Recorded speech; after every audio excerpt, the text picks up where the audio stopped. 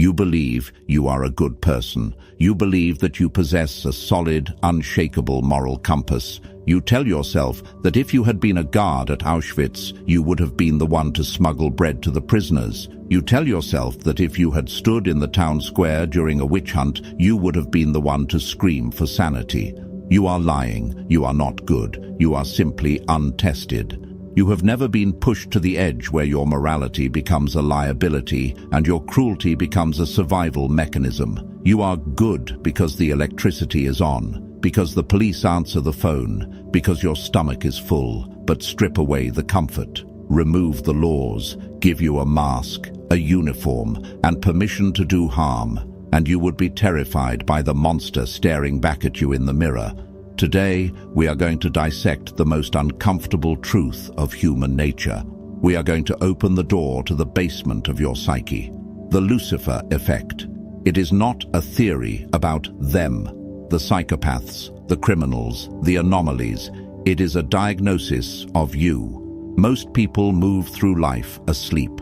They believe that evil is a specific type of person, a DNA flaw, a bad seed.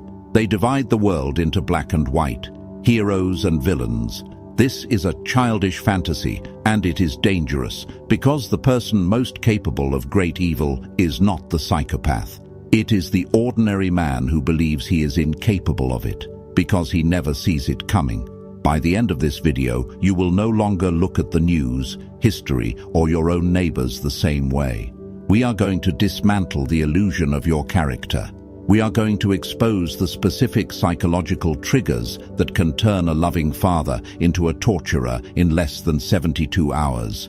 And I will show you the exact mechanism, the psychological switch, that allows this transformation to happen.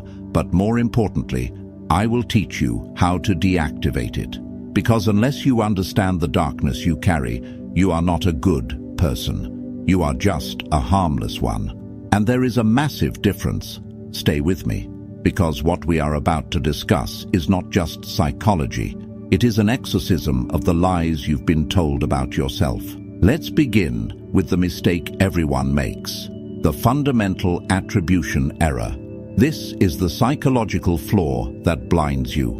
When we see someone doing something terrible, a soldier committing a war crime, a looter smashing a window, a bully tormenting a child, we blame their disposition. We say, that is a bad person. That is a rotten apple. It makes us feel safe. It puts a wall between us, the virtuous, and them, the deviants. But Philip Zimbardo, the architect of the Stanford prison experiment, shattered this illusion. He posed a terrifying question. What happens when you put good apples in a bad barrel? Does the apple cure the barrel? No. The barrel rots the apple. In 1971, Zimbardo took normal, healthy, intelligent college students. He screened them. No criminal history, no psychological issues. Average, good boys. He flipped a coin. Heads, you're a guard. Tails, you're a prisoner. He put them in a basement. He gave the guards uniforms and sunglasses. He gave the prisoners numbers instead of names. He expected the experiment to last 2 weeks. He had to shut it down in 6 days. Why? Because the good boys had vanished. In their place were sadists, guards who forced prisoners to clean toilets with their bare hands, who stripped them naked, who put bags over their heads. And the prisoners, they didn't rebel. They broke. They became zombies. It took less than a week to erase a lifetime of moral teaching. Think about that. Decades of parents saying, be nice, share, don't hurt others, gone, evaporated, overpowered by a uniform and a situation. The terrifying lesson of the Lucifer Effect is that character is not a rock. It is a liquid. It takes the shape of the container it is poured into. If the container is a church, you act like a saint. If the container is a war zone, you act like a demon. You might be thinking, not me, I have a strong mind. Do you? Or have you just spent your entire life in safe containers? You haven't been tested. You haven't been hungry. You haven't been sleep deprived. You haven't been told by an authority figure that hurting someone is necessary for the greater good. Until you have stood in that fire and refused to burn, you do not know who you are. You only know who you are right now. This is the first step to true power, admitting that you are capable of anything. Alexander Solzhenitsyn, who survived the Soviet gulags, wrote the most profound sentence of the 20th century. The line separating good and evil passes not through states, nor between classes, nor between political parties either, but right through every human heart. It passes through yours. And if you don't watch that line, it moves. How does it happen? How do you turn a human being into a monster? You don't need magic. You don't need brainwashing. You need 3 ingredients: anonymity, dehumanization, authority. Let's look at anonymity.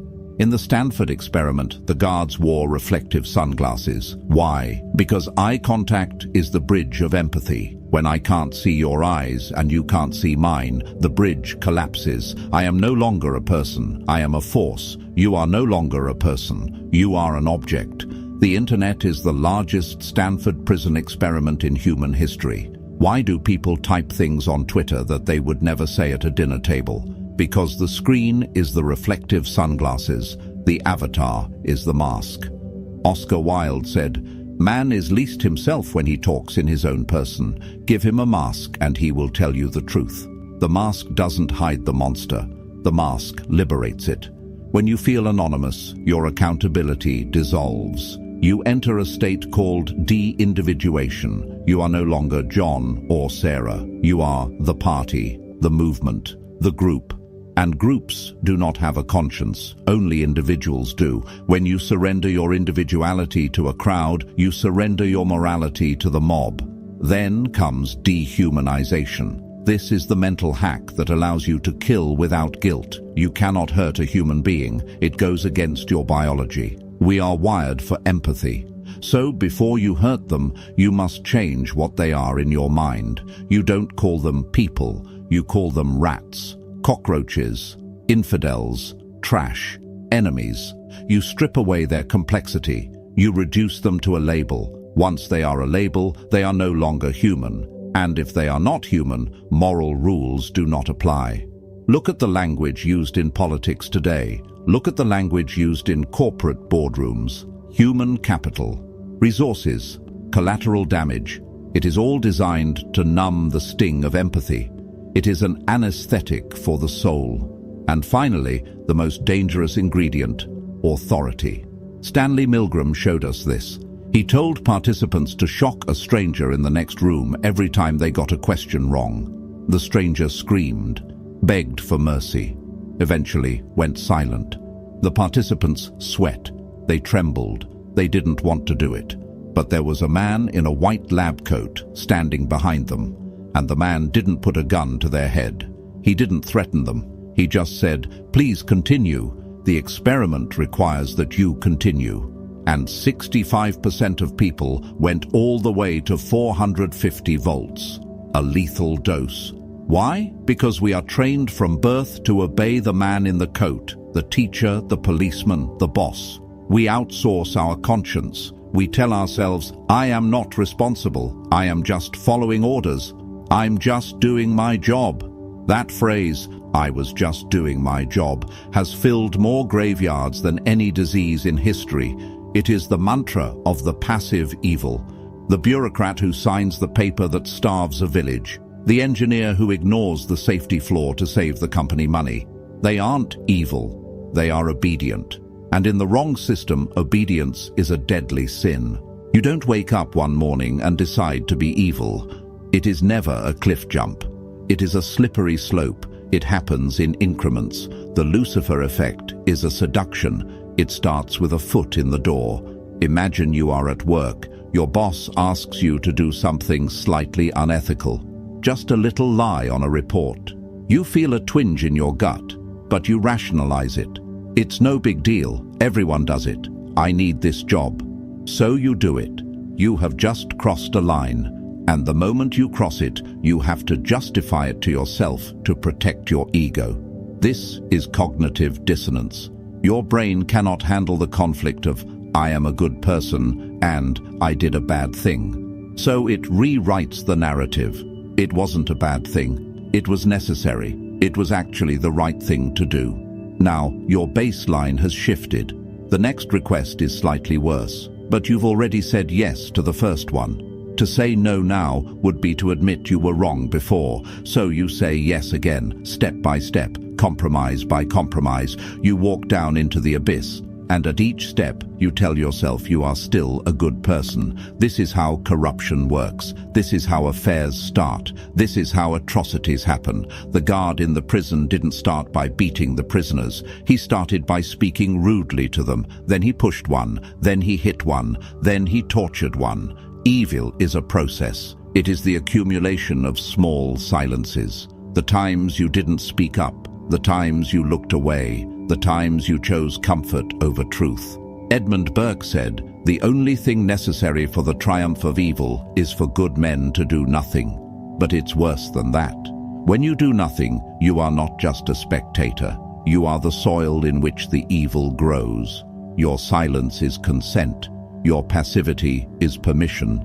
Ask yourself right now, where in your life are you sliding? What small lies are you telling? What small cruelties are you tolerating? You think they don't matter, but they are training your brain. They are desensitizing you. You are building the muscle memory of corruption. And when the big test comes, when the stakes are life and death, you will not rise to the occasion. You will default to your training. And if your training is compromise, you will fold. Now, we must go deeper, beyond the social psychology, into the depths of the soul. Carl Jung, the Swiss psychiatrist, knew the Lucifer Effect before Zimbardo ever named it. He called it the shadow.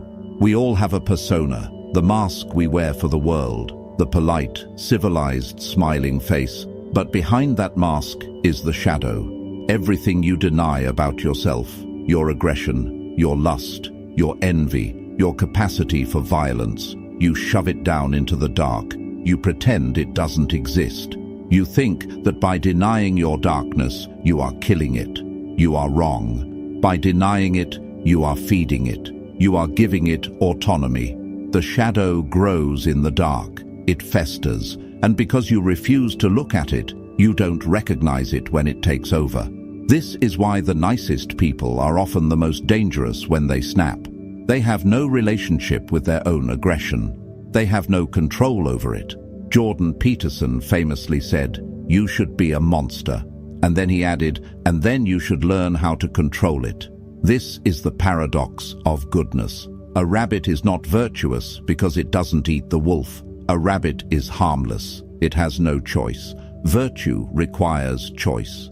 Virtue is being a monster, having the claws, having the teeth, having the capacity for absolute destruction, and choosing to keep them sheathed. That is strength. That is morality. If you are good simply because you are weak, you are not good. You are just waiting for a strong man to give you a weapon, and the moment you get that power, your repressed shadow will erupt. We see this in the weak man who gets a promotion and becomes a tyrant. We see this in the quiet neighbor who joins a mob and burns down a building. They were never peaceful. They were just powerless. To escape the Lucifer effect, you must do the terrifying work of shadow integration. You must look in the mirror and see the Nazi guard. You must admit, I could do that. I want to do that. There is a part of me that enjoys power, that enjoys inflicting pain. It is horrifying to admit. It makes you sick to your stomach. Good. That nausea is your safety mechanism. Once you see the capacity for evil within you, you can stand guard against it. You can watch it. You can recognize the trigger when it happens. Ah, there is my shadow. There is my desire to hurt him because he insulted me. I see it. I acknowledge it. And I choose not to act on it. This is what Jung meant by wholeness. You cannot be holy unless you are whole. And you cannot be whole if you deny half of your existence. So, is it hopeless? Are we all just sleeper agents waiting for the right trigger to turn us into monsters? No. Zimbardo didn't just study evil. He studied heroism.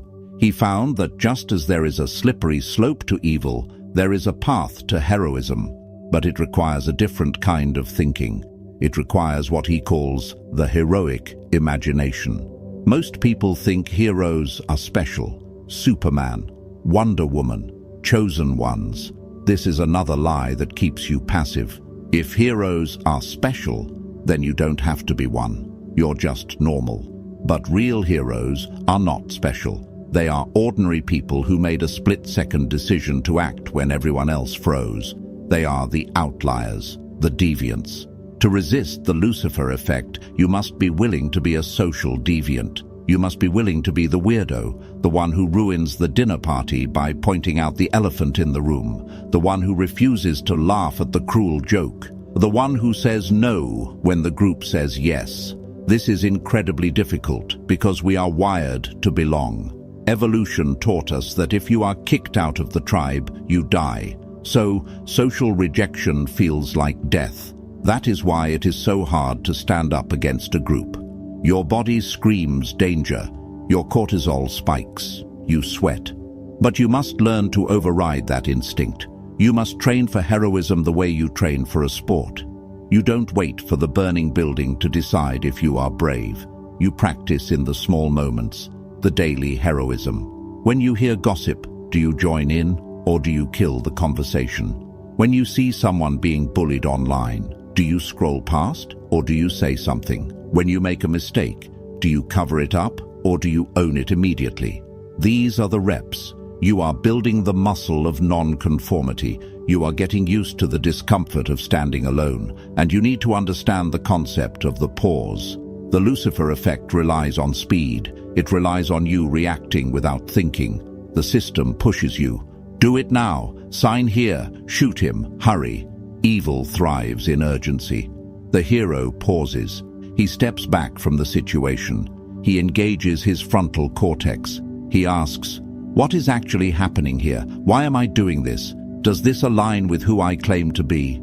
That 3-second pause is the difference between a war crime and a moral stand, between a regret that haunts you forever and a legacy of integrity. You must become situational aware. Recognize the barrel you are in. Ask yourself, am I wearing a mask? Am I anonymous? Am I blindly obeying authority? Am I dehumanizing the person in front of me? If the answer is yes, you are in the danger zone, and you must get out or you must break the system. There is a flip side to the banality of evil. Hannah Arendt coined the banality of evil to describe the Nazis, how boring, efficient, and normal they were. But there is also the banality of heroism.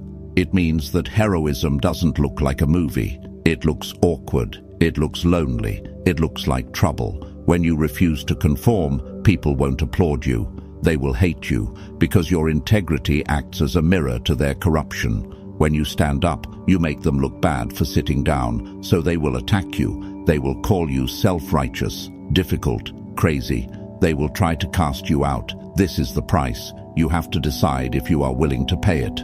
Most people would rather be liked than be good. They would rather be safe in the herd than free in the wilderness. But you, if you are listening to this, you are not most people. You are here because you sense that the herd is heading off a cliff. You are here because you want to master your mind. The ultimate defense against the Lucifer effect is to define yourself, to know your values so clearly that no situation can override them. If you don't know what you stand for, you will fall for anything. You need a code, not a vague idea of being nice. A rigid, unshakable code of honor. I do not lie. I do not harm the defenseless. I do not follow unjust orders. Write it down. Memorize it. Burn it into your brain. Because when the pressure comes, and it will come, you won't have time to think. You will only have your code. Look at history. The people who saved Jews in Nazi Germany, the people who hid Tutsis in Rwanda, they weren't richer, they weren't more educated, they just had a line they refused to cross. They said, this is who I am, and I will not violate my soul for your system. They preserved their humanity in hell, and because of them, we know it is possible.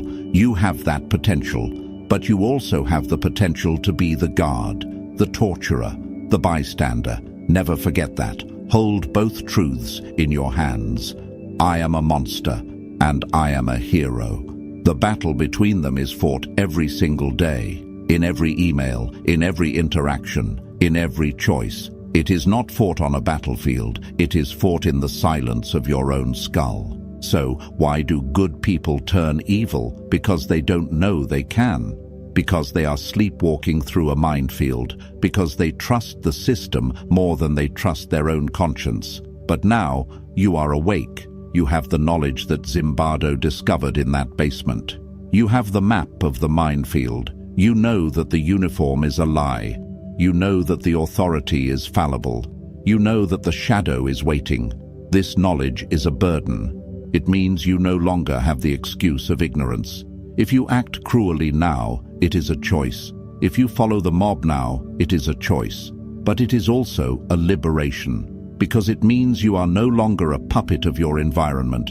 You are the architect of your character. The next time you feel the pull of the crowd, the next time you feel the seduction of power, the next time you feel the heat of anger rising against an enemy, remember the basement, remember the mask, and take it off. Step out of the line. Be the glitch in the matrix of evil. Because one person, one single person refusing to conform can break the spell for everyone else. Courage is contagious, but so is cowardice. Which one will you spread? The world is getting darker. The systems of control are getting smarter. The pressure to conform is getting heavier. We need monsters who have learned how to be angels. We need you. Not the nice you, the dangerous, integrated, aware you, the one who knows the darkness and chooses the light anyway. If this video cut deep enough, if something inside you started questioning the way you think, the way you react, the way your own mind operates, then subscribe to the channel and stay tuned with us for the next videos. Because this channel is not built for empty motivation or surface-level thinking. We go deeper into psychology, into philosophy, into the hidden mechanisms behind human behavior, perception, fear, ego, and the mind itself. Most people go through life without ever questioning the voice inside their own head. They obey impulses, emotions, conditioning, and call it free thinking. But awareness changes everything. So if this kind of content gives you value, if it sharpens your perception, if it forces you to see reality differently, subscribe and walk deeper into the doctrine of mind with us. More videos are coming, and the next one may hit even harder.